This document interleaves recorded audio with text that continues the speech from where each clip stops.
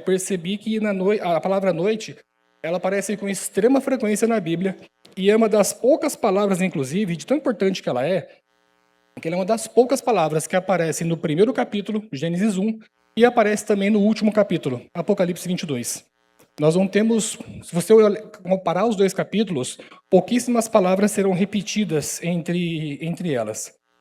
E o livro passa por temas variados, como a dor, a aflição, o sofrimento, a velhice, o luto, a passagem do tempo, mas sempre com uma mensagem de esperança. Não pense que é um livro carregado apenas de um semblante do Lip-Yard, né? Ó dia, ó céus, ó noite, por que que tudo acontece? Dentro dele há palavras de esperança para quem está enfrentando ou enfrentou recentemente um processo difícil, uma fase difícil. Esse livro, vou dizer para você, ele é um livro tão bom, mas tão bom, que eu comprei 300 iguais. Mas agora eu estou tendo que vender, porque está tudo lá nas caixas lá em casa ainda. E a minha mãe está ficando brava já, porque está ocupando o espaço da sala. O livro ele foi planejado em 2008. Nem filhos eu tinha ainda. Mas foi adiando. Durante uma época, eu esqueci um pouco dele. E sempre que eu tinha algum insight assim, na fila do mercado, no serviço, eu pegava o celular, fazia uma anotação e falava, isso aqui encaixa em tal lugar, isso aqui vai em tal lugar. Mas nunca parei para juntar tudo num livro só. Até que em 2022, numa quarta de guerra, o pastor fez uma oração aqui sobre projetos parados. Aí faltou falar meu nome. Foi um empurrãozinho que eu precisava para retomar o projeto e falar assim, faz logo esse livro, porque já está enrolando demais. E ali, então, eu resolvi começar, então, a escrita dele. Então, foram 3 anos, toda essa parte de escrita e tudo, até que em 2025, em agosto, eu comecei a parte já de diagramação, e mandar para a editora e tudo mais. E esse livro me ajudou muito a entender qual que é o sentido da palavra noite, o sentido da noite nas nossas vidas. Porque se fosse escolher, todos nós, a maioria de nós, escolheria passar por dias claros, dias de sol, dias tranquilos, dias que você não tem preocupação nenhuma. Nós gostamos, e eu não vou mentir que eu também sou um desses, nós gostamos de dias leves, de dia de respostas, dias de solução, um dia que tudo faz sentido na nossa vida. Só que a vida não funciona assim. Nós descobrimos da pior forma possível que, gostando ou não, a noite chega. Da mesma forma que o dia nasce, o sol também se põe e a noite chega. E mesmo que a gente não queira, não é só a noite do relógio, tá? Isso também funciona na nossa vida também. Porque quando você acha que está tudo dando certo, de repente escurece, e ao invés daquela leveza dos dias que você queria, vem os problemas. Ao invés das respostas, vem mais dilemas. Ao invés da tranquilidade que você tanto almejava, vem só a turbulência. Sentido, esquece sentido na vida. Nessas horas você perde o rumo. Você fica apavorado sem saber o que fazer. São períodos que parece que Deus está em silêncio, que parece que Ele está calado, que Ele talvez nem está se importando com o que está acontecendo. Nós temos no Salmo capítulo 30, versículo 30, Salmo 30, versículo 5, um versículo extremamente conhecido, que diz, o choro pode durar uma noite, mas a alegria, ela vem pela manhã. Esse é o versículo que nós vamos tomar por base hoje. É um versículo muito bonito, que retrata a esperança de um novo dia, de um amanhecer que vem trazendo com ela a alegria. É um versículo muito repetido. Você já viu em para-choque de caminhão, em adesivo de carro. Você já viu até em status de Instagram. A pessoa tira uma foto aleatória e põe esse versículo. Você vê em todos os lugares. É um dos versículos mais conhecidos da Bíblia. E se formos analisar aqui, talvez nem todo mundo aqui dentro dessa igreja hoje esteja passando a parte da manhã. Talvez estejamos aqui alguns a parte da noite. Nós estamos aqui hoje em cerca de entre 200 e 300 pessoas, e é impossível, infelizmente, que todas elas estejam passando bem em todas as esferas da sua vida. Talvez aqui, mesmo tendo 300 pessoas aqui, talvez você possa estar se sentindo sozinho, no meio da multidão. Lá fora o sol está estralando, deve estar fazendo 30 graus uma hora dessa. Mas parece que você está de noite. Vamos pegar um exemplo aqui, o globo terrestre. Hoje, agora são 9h54. Lá no Japão, 10, né? É horário de verão. É o confuso horário. Lá no Japão, nossos irmãos japoneses já estão indo dormir. Se dormir mais cedo já foi, se dormir mais tarde está esperando um pouquinho ainda. Eles estão assistindo o Fantástico do Japão. Não sei se tem. Lá na Itália, nossos irmãos já estão comendo macarrão uma hora dessa. Já estão almoçando lá. Já almoçaram, né? Lá já deve ser 1h53 agora. E assim, nós não temos dia em todo o globo, também não temos noite em todo o globo. Nós temos toda essa variação de horários. E da mesma forma, aqui hoje, nem todo mundo está de dia. Alguns estão passando por noites turbulentas. E talvez a principal pergunta que a gente deve fazer, e que a gente faz, na verdade, né? Quando isso vai passar? Quando que vai acabar esse meu sofrimento? Isso não é incomum, tá? Eu não vou dizer que você está errado de perguntar isso ou que você se sinta mal por isso, porque Davi, ele colocou isso no Salmo 13 também. Esse lamento está estampado lá no Salmo 13 assim: até quando te esquecerás de mim, Senhor? Para sempre? Até quando esconderás de mim o teu rosto? Até quando consultarei com a minha alma, tendo tristeza no meu coração cada dia? São só perguntas. O senhor esqueceu de mim? O senhor não está me vendo? Isso aqui vai durar para sempre? Até quando? E é Davi, o homem segundo o coração de Deus. Se Davi tinha esse pensamento, é a coisa mais normal do mundo que você também tenha. Nós somos humanos e somos suscetíveis a esse tipo de pensamento. Mas que tal a gente trocar essas perguntas que Davi fez ali por uma melhor? O que Deus quer me ensinar enquanto isso não passa? Por isso, nosso tema hoje será esse: o que eu aprendi com a noite. Ficou com duplo sentido? Talvez, porque pode ser o livro, né? O que eu aprendi com o livro à noite. O que eu aprendi enquanto escrevia, o que eu aprendi fazendo, né? Tanto que no livro tem algumas situações do cotidiano minhas, né, desses últimos anos, que eu encaixo ali em cada temática dele, mas também isso reflete com as noites que nós passamos, tanto eu quanto vocês passamos. Eu poderia ter colocado aprendendo com a noite, só que esse aprendendo, esse gerúndio aí, esse endo, pode levar a entender assim: eu estou aprendendo porque estou passando pela noite. Até aí tudo bem. Só que ele pode significar algo que é contínuo. Aprendendo. Eu não paro de aprender. Eu sou um eterno aprendiz desse sofrimento todo que estou passando. Então não. Eu aprendi com a noite. Uma noite, ela traz conhecimento à próxima noite. Isso é bíblico. E nós, da mesma forma, aprendemos com a noite, porque sabemos que, da mesma forma como uma se vai, involuntariamente, outra virá mais para frente. Vamos então ver o que eu aprendi em alguns tópicos. E o primeiro dele é: todos enfrentam a noite. A noite chega, mas antes de qualquer coisa, a gente tem que saber algo que é muito importante. Ela chega para todos. Não é só você. Não é só eu. Eu posso estar passando no meu pior momento de vida. Eu posso ter certeza. Eu não sou o único e eu tenho certeza que eu vou achar alguém pior que eu. É assim que funciona, né? Quando você está achando que não tem sentido para a vida, você encontra alguém na padaria e pergunta tudo bem, e a pessoa, ao invés de responder tudo bem e seguir o caminho dela, ela conta todo o histórico dela e você fala assim: eu estou no paraíso e não sabia. Porque a história dela é bem, mas bem pior que a minha. Não existe vida sem noite, não existe caminhada sem momentos de escuridão. Nós passamos por uma montanha-russa de emoções. E talvez a maior angústia de quem está vivendo uma noite é pensar que está sozinho nela. Porque a noite é escura, é tenebrosa, você não vê nada, consequentemente você não vê ninguém do seu lado. A escuridão, ela ofusca a nossa vida. E aí começa todo aquele lamento, assim como o de Davi, né? Por que está acontecendo comigo? Será que eu estou passando por isso? Mas a Bíblia, ela é muito clara e honesta em dizer sobre a questão do sofrimento. Em João 16:33, Jesus nos disse: tenho-vos dito isso, para que em mim tenhais paz. No mundo tereis aflições, mas tende, as mulheres digam, e os homens...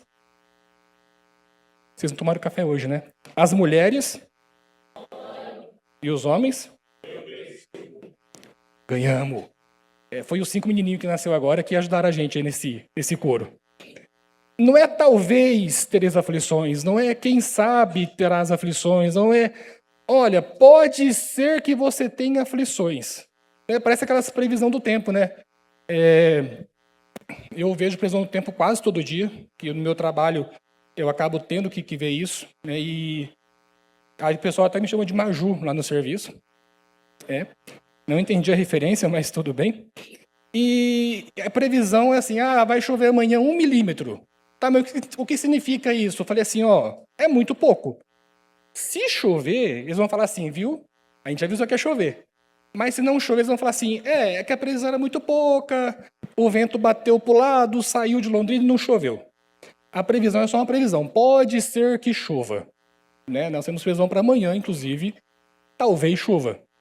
Talvez não chova. Se chover, está previsto. Se não chover também, acontece. Né? A previsão nunca é exata. Mas Jesus ele não preveu. Ele não disse, vocês podem ter aflições. Tem 45% de chance de ter uma turbulência aí. Mas no final vai aparecer um lindo arco-íris no céu. Não, Jesus ele foi bem claro. No mundo tereis aflições. Jesus não estava fazendo isso de uma maneira assim de gostar de ver você sofrendo. Porque tem uns que fazem isso, né? Tem uns que amam ver a gente sofrer, né? Mas no final ainda fala assim, eu avisei. Tem uns que amam ver o sofrimento alheio. Tem uns que você conta algum projeto ali, mas não vai dar certo isso. Você conta alguma coisa, mas isso aí não sei não. E nunca tem uma palavra positiva. E de Jesus a gente sempre esperaria uma palavra positiva, né? A gente gosta desse Jesus bonzinho. Mas ele foi bem enfático. Vocês vão ter aflições. E ponto final. Ponto final? Não é por aí. Tem de bom ânimo. Porque eu deixei a minha glória, me esvaziei do que tinha, virei homem como vocês, suportei as mesmas dores e aflições, e eu venci o mundo, e vocês também vencerão cada aflição.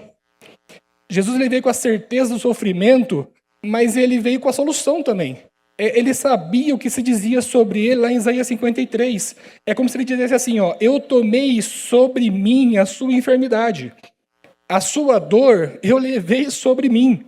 Eu fui ferido por causa das suas transgressões, eu fui moído por causa das suas iniquidades. O castigo que te traz a paz estava sobre mim, naquela cruz, que eu vou me entregar, que eu vou fazer o que for preciso para salvar a sua vida.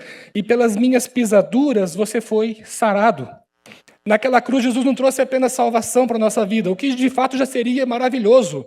O que nós temos de mais espetacular em Deus é Cristo e a salvação que Ele proporcionou na cruz do Calvário. Mas nesse versículo nós vemos que não foi apenas nosso pecado que Ele levou. Ele levou nossas dores, nossas angústias, nossas enfermidades, nossos problemas, nossos delitos, tudo aquilo que nós temos de ruim, Ele levou sobre si naquela cruz. Quando nós olhamos para as Escrituras, nós percebemos que isso se repete nessa questão do choro humano, da angústia humana. Nós vemos Davi chorando quando ele soube da morte de Absalão, e ele se lamentando, Absalão, Absalão, meu filho.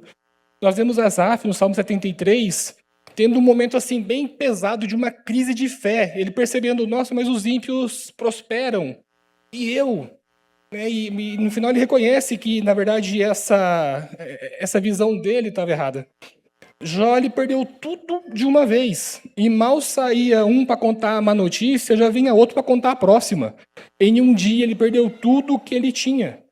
E o próprio Jesus, o nosso Salvador, ele disse que, momentos antes da cruz, horas antes da cruz, que a sua alma estava angustiada até a morte. A alma dele estava angustiada. É Jesus falando, o autor da vida. Se ele se angustiou, é normal que nós também tenhamos angústias. Ou seja, até quem andava perto com Deus, nós vemos aqui Davi, nós vemos Jesus, nós vemos Asaf, Jó, todos esses passaram por aflições também. Veja o que Pedro disse na sua primeira carta, 1 Pedro 5:9, sabendo que as mesmas aflições se cumprem entre os vossos irmãos no mundo. Você não é o único que está sofrendo. E também não é sinal de que Deus te abandonou nessa noite, porque Ele sabe que o sofrimento faz parte da vida e que todos nós vamos enfrentar isso em algum momento. Mas e se todos enfrentam a morte, à noite, aliás. Então a pergunta deixa de ser o porquê eu. Né? Eu tinha um hino que eu ouvia muito há uns anos atrás, chamava Porquê, ó Pai. Nossa, eu colocava aquilo no CD e tocava no repeat, ficava horas ouvindo. É um hino muito bonito, né? Depois você procura em casa. Porquê, ó Pai, Arautos do Rei. Só que assim, é puro lamento. Lamento, lamento, lamento. Mas no coro ele fala, embora não consiga compreender, em tua mão sempre confiarei. Porque ele fala, por que na vida tem que ser assim? Por que eu tenho que sofrer? Porque eu sei que todo mundo sofre, mas por que tem que ser comigo dessa forma, desse jeito, nesse momento? Então vamos trocar de novo a pergunta. Ao invés do por que eu, vamos trocar por algo como o que eu devo fazer então quando a noite chegar? Até porque o tempo não está nas minhas mãos. Esse é o próximo item que eu aprendi então com a noite. O tempo, de forma alguma, está nas minhas mãos. E se eu não posso controlar, eu não tenho o que fazer com ele. Se não é algo que está no meu controle, como diz o ditado brasileiro, né? O que não tem remédio, remediado está. O tempo não está nas minhas mãos. Quando a noite chega, a primeira coisa que ela te joga na cara é: você não tem domínio algum sobre o tempo. Ontem nós fomos no lago para gravar um vídeo para o especial de Páscoa. Chegamos lá e ainda tinha um sol na posição que a gente queria. Luz e sombra, tudo encaixadinho, e aquilo fluindo, fluindo. De repente, quando eu me dei conta, o sol já estava alcançando um lugar que não teria mais luz. Aí eu falei, pois é, não tem como segurar esse sol. Ele vai se pôr. Daqui a pouquinho ele some, e se a gente não terminar de gravar isso aqui, vai ter cena de noite onde era para ser de dia. Mas deu tudo certo, sábado vocês vão vir aqui, vocês vão assistir esse vídeo, ficou lindo demais. E nós não estamos com controle de nada. De dia a gente faz tudo. A gente controla, a gente organiza, a gente planeja, a gente calcula, a gente traça metas. Na luz nós temos oportunidade para fazer o que a gente quiser. Só que quando a noite chega, né, não tem mais luz, não tem mais nada, não tem mais esperança. Até a sombra não tem, porque tudo é sombra. Aqui no Brasil a gente tem um ditado bem popular, né, que a gente tem que matar um leão por dia. Só que a gente se dá conta uma hora que no Brasil não tem leão. Eu queria saber quem foi que inventou esse ditado, se a gente não tem leão aqui. E se nós temos 220 e poucos milhões de habitantes, como é que eu vou achar 220 e poucos milhões de leões por dia? Nós temos no mundo 8 bilhões de pessoas, quase 9 bilhões. Eu tenho certeza que todas se levantam de manhã achando que o dia vai ser espetacular e já traça planos e projetos e tudo, mas falta leão para todo mundo. Nem sempre a gente consegue achar o leão para a gente dar conta nele. Nem sempre tem um leão disponível para todo mundo. E de repente aquilo que estava sob nosso controle, tudo que estava planejado certinho, começa a esvaziar da nossa mão como se fosse areia. Você não consegue segurar, não consegue reter, os planos mudam, as respostas não vêm, uma ligação que você recebe já muda todo o seu dia, já acaba com o seu dia, e nós percebemos que nós não controlamos o tempo. O tempo ocorre da maneira dele. Eclesiastes 3, Salomão nos diz que tudo tem o seu tempo determinado, e há tempo para todo propósito debaixo do céu. O que nós vemos após isso são 7 versículos contendo 28 ações e o seu tempo determinado. Tempo de nascer, de morrer, tempo de abraçar, tempo de se afastar. E temos 28 ações diferentes, todas elas com o seu tempo certo, com o seu tempo ideal, com o seu tempo propício. E quando a gente tenta fazer algo fora do tempo, dá errado. Sabe uma coisa que me impressiona em relação à ciência? Nós vemos a ciência aumentar muito a produção de grãos. Nós vemos a produção de grãos há 30 anos atrás, 40 anos atrás, era diferente do que é agora. Porque nós temos, através do melhoramento genético, né, a transgenia, nós vemos um pé de soja que dá mais um grãozinho de soja na vagem. Era 3, agora é 4. Nós vemos soja mais resistente, que aguenta ali a seca. Nós vemos o trigo com espigas mais firmes, mais resistentes. Nós vemos melhoramento genético para tudo que você imaginar na plantação. Mas uma coisa que não conseguiram fazer ainda é fazer com que a soja seja colhida antes do tempo. Uma coisa que não conseguiram, não vão conseguir nunca fazer, é fazer com que o grão de trigo brote, floresça e tenha o seu grão e seque antes do tempo determinado. Na Bíblia mesmo é dito que enquanto houver dia e noite haverá colheita e plantio, plantio e colheita, e é um ciclo interminável e sem fim. Você pode melhorar a sua planta, mas a planta vai nascer e vai morrer no dia exato.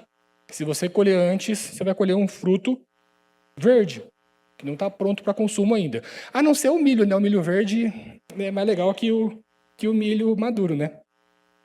A mesma coisa acontece com a gestação. Nós vemos hoje aqui 5 crianças que foram apresentadas, e essas 5 crianças passaram ali por um período de 9 meses na barriga da mãe.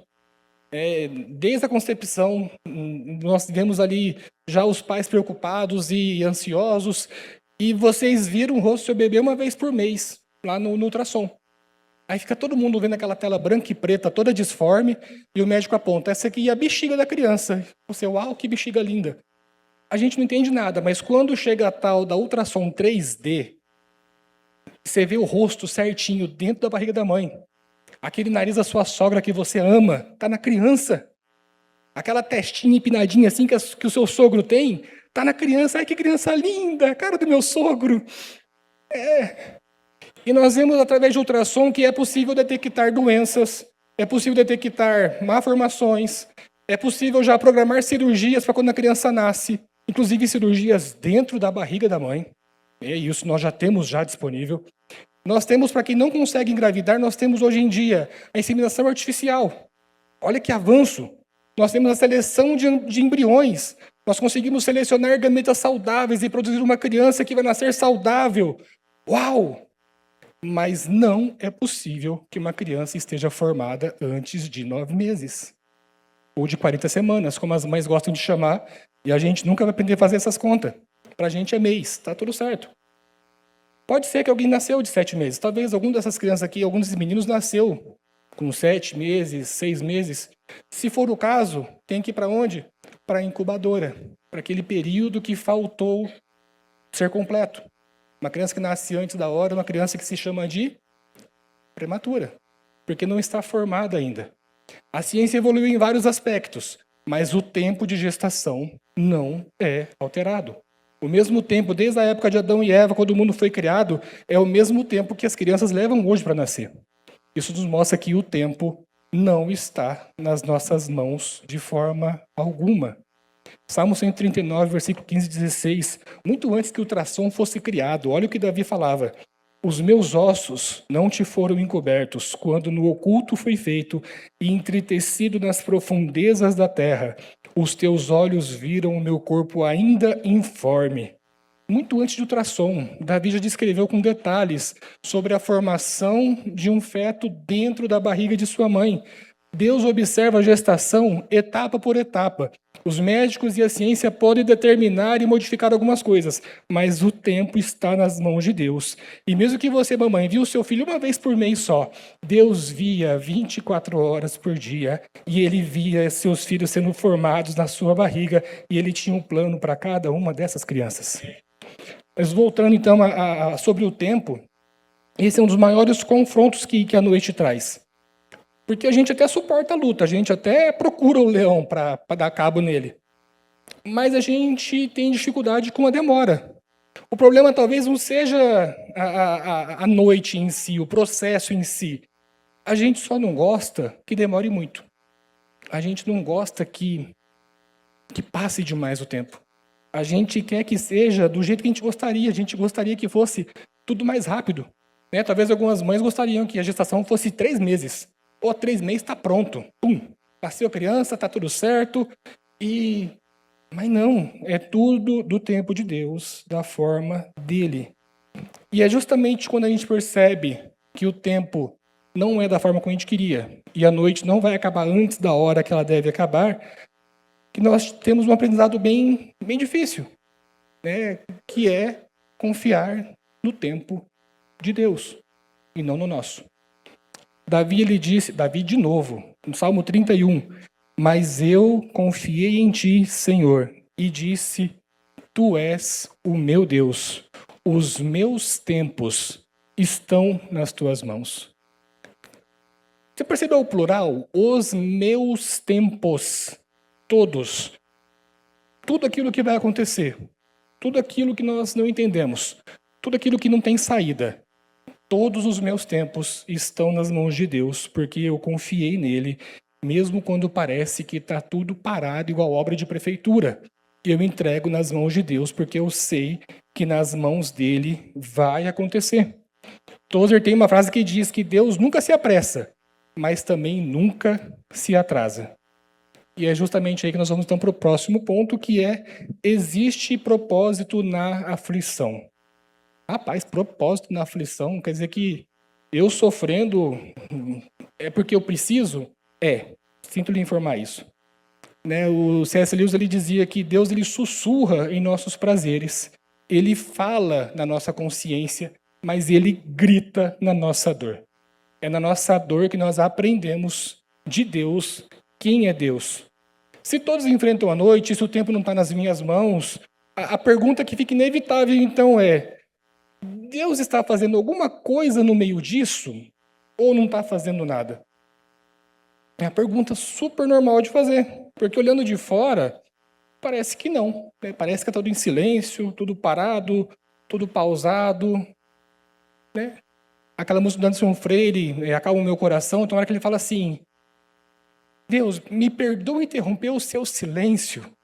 Ele parece que chega assim dizendo: Deus, eu não estou ouvindo a sua voz. Desculpe interromper o seu silêncio, mas é que eu preciso de resposta.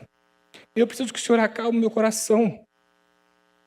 Eu sei que o Senhor está em silêncio, o Senhor está quietinho, eu sei que o Senhor está trabalhando, mas fala comigo. Tem hora que a gente está nessa mesma situação, a aflição é tão grande, tão pesada, que parece que nós não temos a presença de Deus. Mas deixa eu falar uma coisa para você.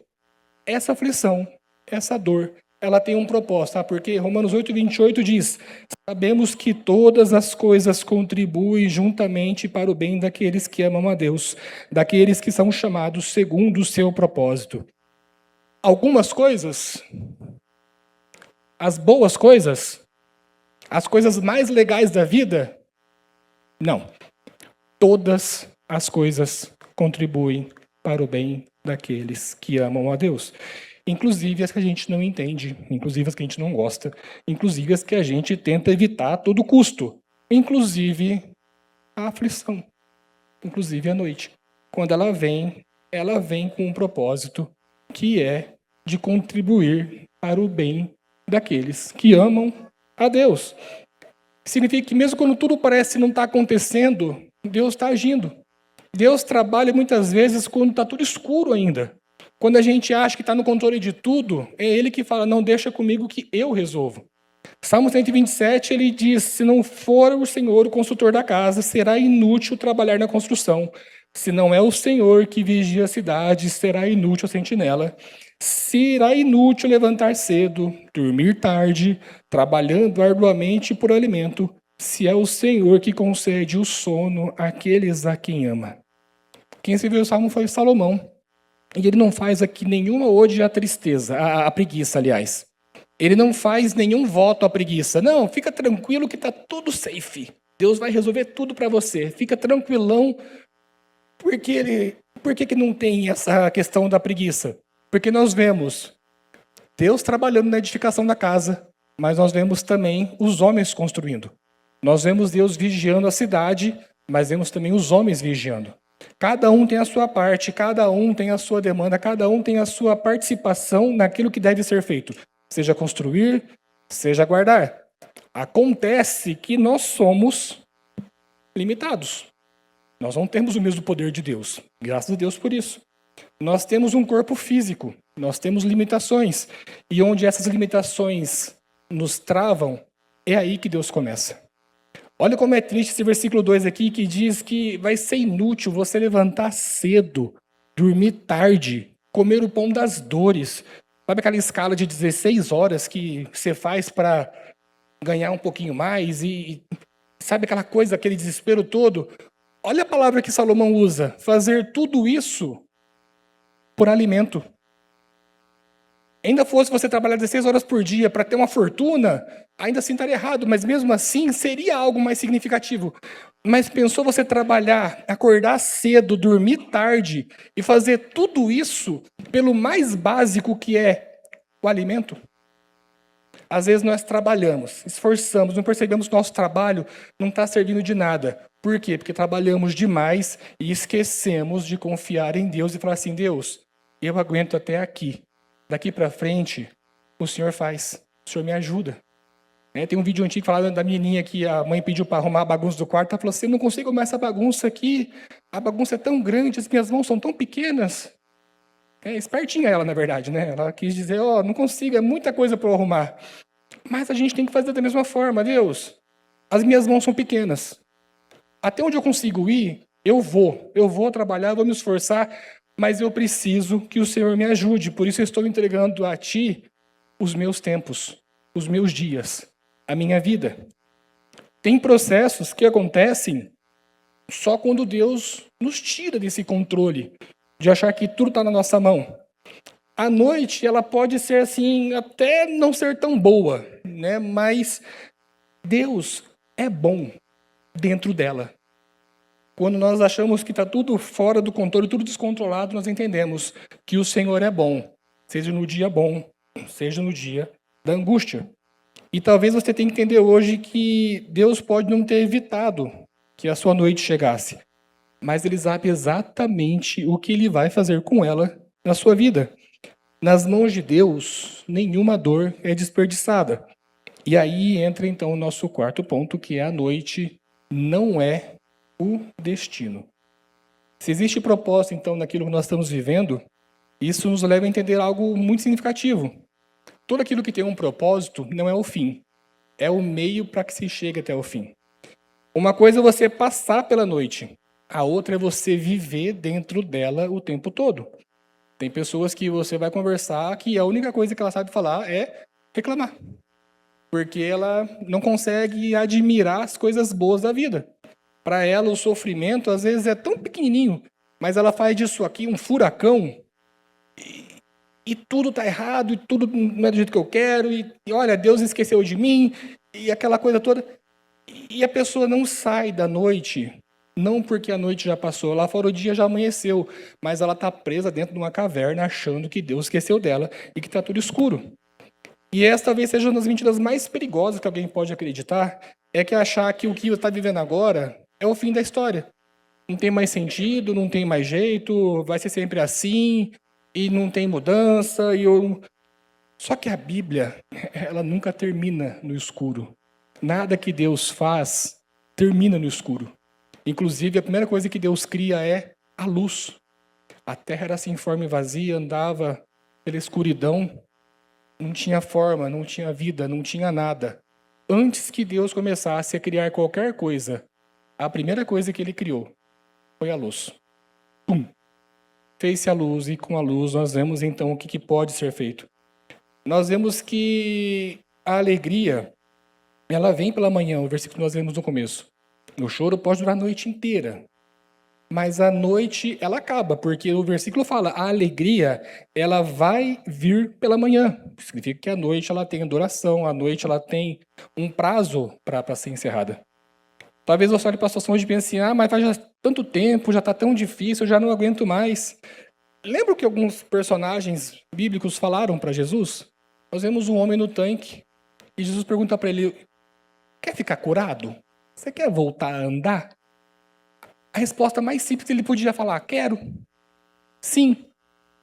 Já posso levantar? Já posso andar? O que ele fala? Senhor, então, eu estou aqui já faz 38 anos. Aí vem um anjo, chacoalha a água, aí sempre tem um aqui na minha frente que alguém empurra e ele é curado. E eu não tenho ninguém para me tirar disso aqui. Bem que eu queria, mas só faltou ele falar assim, Jesus, você quer ficar aqui comigo para quando a água balançar de novo você me empurrar lá? Ele estava perante Jesus e ele estava preso dentro daquela noitezinha que estava na cabeça dele fazia 38 anos. Nós vemos também Maria e Marta quando Jesus chega na aldeia, Lázaro já morto, e elas poderiam falar assim, Jesus, o Senhor chegou, o Senhor trouxe vida. Se o senhor tivesse aqui, meu irmão não tinha morrido. E as duas falam a mesma coisa. Primeiro Marta, depois Maria. As duas vêm com a mesma frase. A impressão que dá é que naqueles 4 dias entre a morte de Lázaro e até a chegada de Jesus, uma ficou remoendo e a outra puxando, e as duas estavam com um discurso ensaiado. Se ele tivesse aqui não tinha morrido. É mesmo. Aí fica uma reclamando e a outra dando eco. Aí outra dá voz de novo, outra encorpa o coro. E fica as duas ali naquele parafuso. Jesus chegou. Mas o senhor chegou tarde. O senhor chegou fora da hora.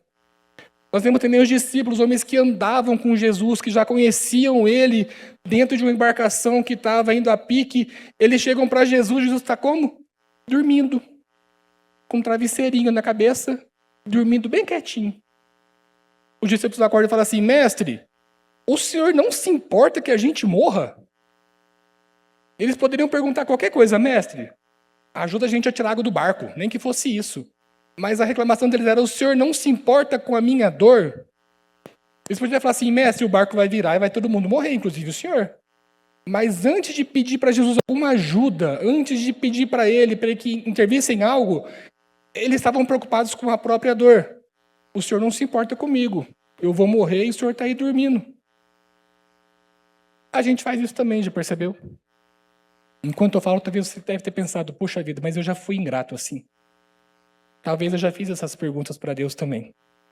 Talvez em algum momento eu fui como aquele coxo, eu fiz como Marta e Maria, achando que Deus atrasou, eu fui como os discípulos, preocupados só com a minha dor, só com o meu barco virando, com o meu barco naufragando.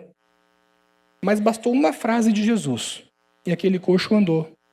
Lázaro ressuscitou, e a tempestade acabou. Uma frase, e tudo acabou. E as 3 frases não foram solicitadas pelas pessoas. Foi Jesus que se ofereceu para curar o coxo, que se ofereceu para ir até o túmulo e tirar a pedra e ressuscitar Lázaro. Foi ele que se levantou no barco e mandou a tempestade acabar. Nenhum deles pediu para que isso fosse feito, porque a escuridão na cabeça deles era tão grande, mas tão grande, que eles não tinham percepção que eles estavam do lado do autor da vida. Miqueias 7:8, ele tinha um entendimento bem claro sobre isso. Miqueias diz: não se alegre minha inimiga com a minha desgraça. Embora eu tenha caído, eu me levantarei. Embora eu esteja morando nas trevas, o Senhor será a minha luz. A noite, ela é um propósito e não o fim. E nós vemos, inclusive, que no fim não vai ter mais noite. Como eu já disse antes, no final da Bíblia, a noite volta. Mas ela volta só para mostrar o fim dela. Nós vemos Apocalipse 21, João escrevendo que Deus limpará de seus olhos toda a lágrima que as noites provocaram. Não haverá mais morte. A noite não vai poder mais separar vocês, suas famílias. Não haverá mais pranto noturno. Não haverá clamor durante a noite. Não haverá nenhuma dor que a noite trouxe para a sua vida. Porque as primeiras coisas, inclusive a noite, foram passadas. Em Apocalipse 22, ele volta a falar da noite, e ali não haverá mais noite. Não necessitarão de lâmpada nem de luz do sol, porque o Senhor Deus os iluminará e reinarão para todo o sempre. Ou seja, a noite ela pode fazer parte do nosso caminho, mas quando o nosso caminho chegar no destino final, ela não terá mais utilidade alguma e ela então será encerrada, porque o propósito dela que hoje temos não terá nenhuma necessidade mais. Mas enquanto esse dia não chega, nós vamos ter noites ainda. Isso é inevitável. E precisando lembrar então da última lição que eu aprendi. Vou falar a última lição para você achar que eu estou acabando, né? Mas eu tenho mais aí umas 2 horas ainda de falar. Que é, quando a noite chega, eu preciso de Jesus. É brincadeira, estou quase acabando mesmo. Depois de tudo isso, depois de você entender que todos enfrentam a noite, que o tempo não está nas suas mãos, que você não controla o tempo, que existe um propósito para o tempo, e que, para a noite, aliás, que a noite não é o destino, mas só o propósito, só o caminho, fica então essa última pergunta. Como que eu devo atravessar, então, a noite, enquanto ela ainda está aqui? Como que eu devo passar por essa noite? A Bíblia nos traz a história, lá em Lucas 24, de 2 discípulos, que estavam saindo de Jerusalém para uma aldeia chamada Emaús. Essa aldeia ficava a alguns quilômetros de Jerusalém. E eles estão caminhando sem rumo. Jesus chega perto deles sem se apresentar e eles também não percebem porque eles estavam tão amargurados pela morte de Jesus que eles não percebem que o próprio Jesus estava do lado deles. E eles estão andando ali cabisbaixos. E Jesus conta toda a história dele, inclusive desde quando os profetas, todo o Antigo Testamento conta toda a história. É uma viagem tão longa, né, para contar essa história inteira, mas mesmo assim eles não reconheceram. Eles não entenderam que era Jesus que estava com eles o tempo todo. A Bíblia traz que quando eles estavam, então, quando chegaram em Emaús, Jesus fez como que continuasse o caminho. Está no versículo 29. E eles o constrangeram dizendo: fica conosco, porque já é tarde e já declinou o dia. E entrou para ficar com eles. Talvez seja a decisão mais importante que alguém pode tomar. É pedir para Jesus entrar quando está anoitecendo. Porque quando Jesus chega, alguma coisa muda. Quando Jesus chega, nada fica igual. Em Apocalipse 3:20, nós lemos que Jesus dizendo: eis que estou à porta e bato.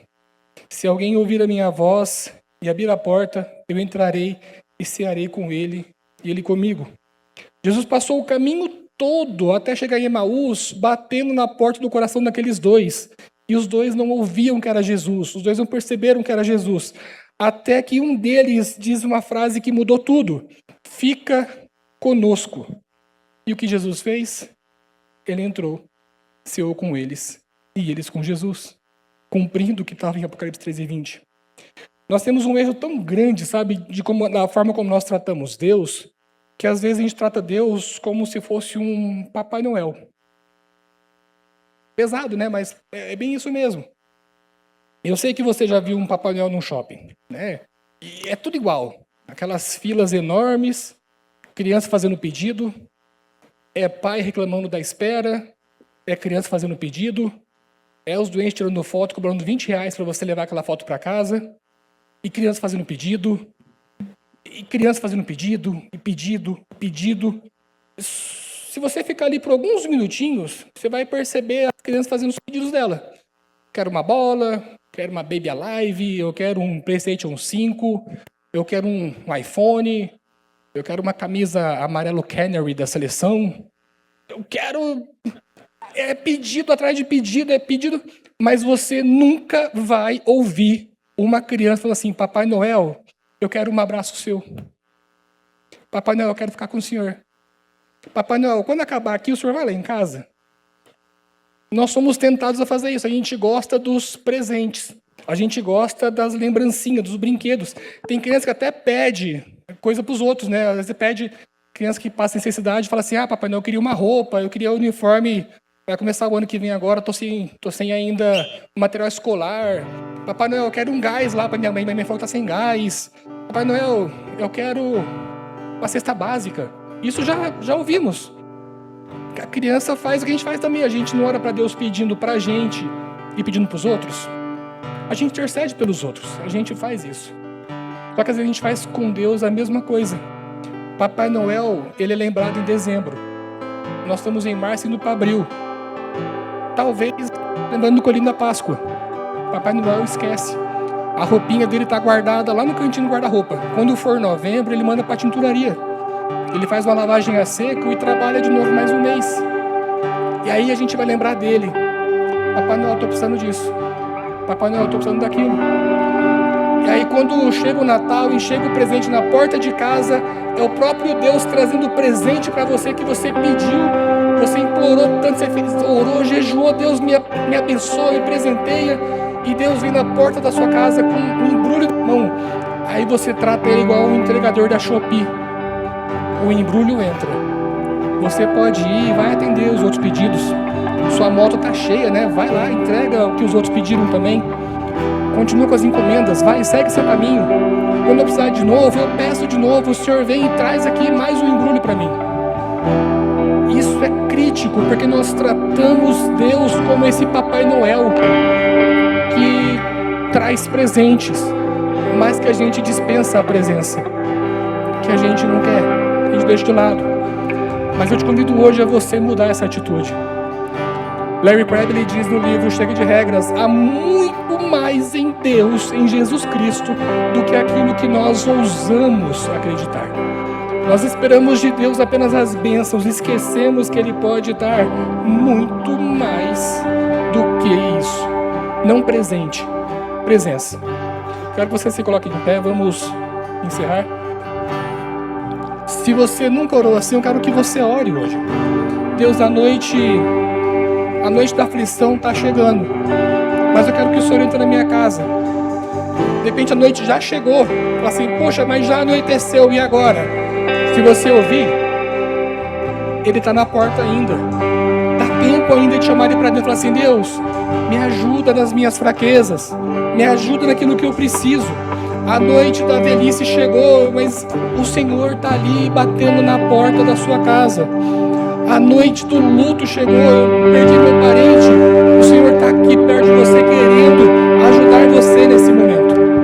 Chega de tentar vencer sozinho, de fazer com as suas mãos, e é hora de entregar ao Senhor o destino e o rumo da sua vida.